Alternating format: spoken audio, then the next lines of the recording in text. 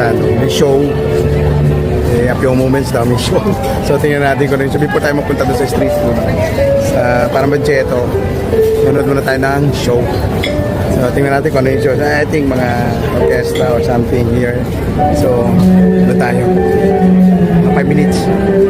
Ano na to? Restaurant. Ayan. Sa likod. Lagi kong kain. So medyo hungry na rin po tayo. So work muna tayo para kami after saka tayo chichibog. Ayan mga kablog.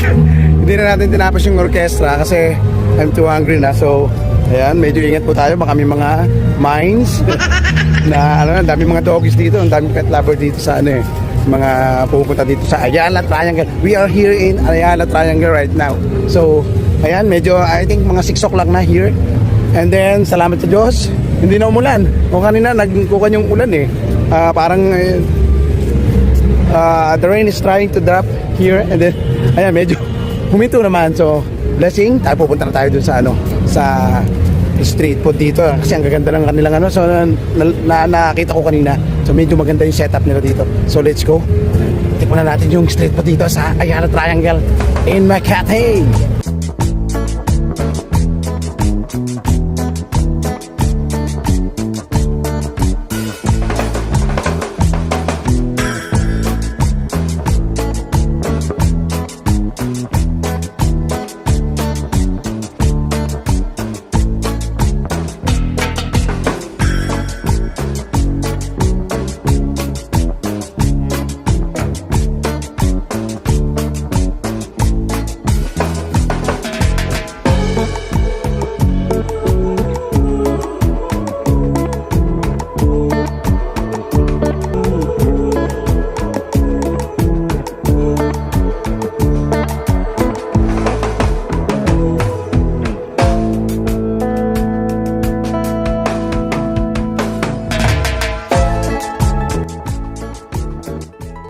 Ayan mga kablog, nakahanap na tayo ng something new here.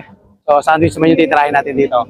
So I don't think kung anong klase sandwich meron sila. So tingnan natin kung masarap. Tapos meron silang sandwich. Sandwich? Sandwich ba to? Sandwich no? Hotdog sandwich. Ayan.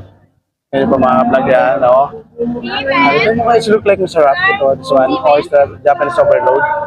And this is Korean bomb. Then Enoka fries and Turkish bowl. Interesting to Turkish. Then your plus. Then the other one is ayan, tingnan nyo po.